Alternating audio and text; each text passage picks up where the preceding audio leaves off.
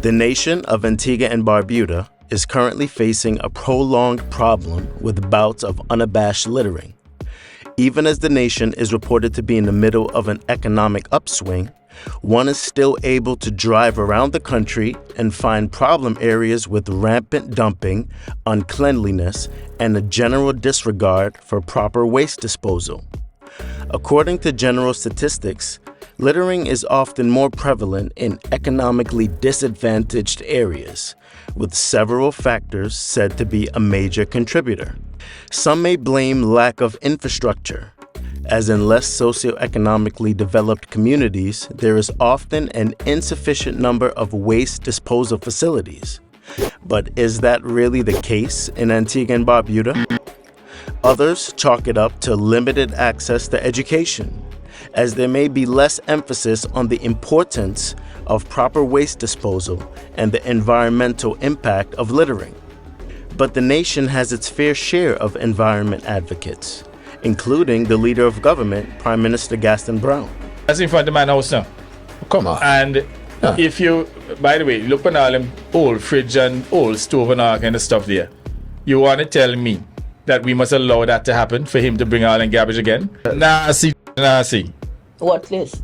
This dialect. And for the children, I mean nasty. The least they can do is to keep the condominiums pristine, keep them clean.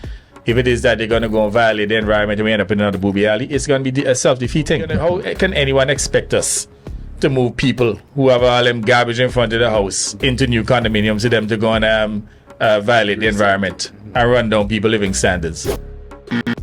The country would appear to be in the middle of a renaissance of sorts, setting tourism records year after year, positing itself as a conference hub, hosting the CITES conference and the OAS General Assembly. And so we have a dualistic entity, a tale of two countries. One, the world-renowned high-end tourism destination, jewel of the Caribbean Sea. On the other hand, we have the same country with a dangerous underlying societal deficiency. It is not uncommon to find problems with littering and improper waste disposal even in the most developed countries in the world. In those situations, a lack of infrastructure or even government policy cannot be blamed, as these countries have a more than adequate amount of resources to eliminate the problem. And yet, it persists.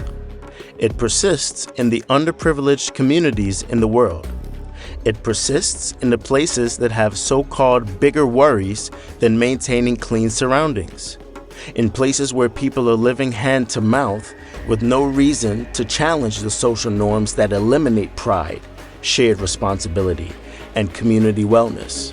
To put it simply, littering persists where a shared societal apathy allows it to persist.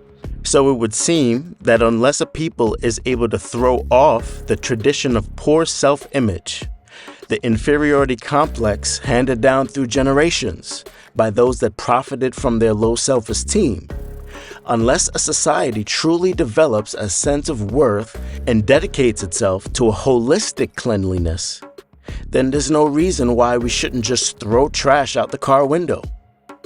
The old adage goes, birds of a feather flock together. So if we feel like trash, then we feel comfortable living in trash. But the question remains, are we trash or are we something more? This has been a production of Antigua.news. I am Arville Charles.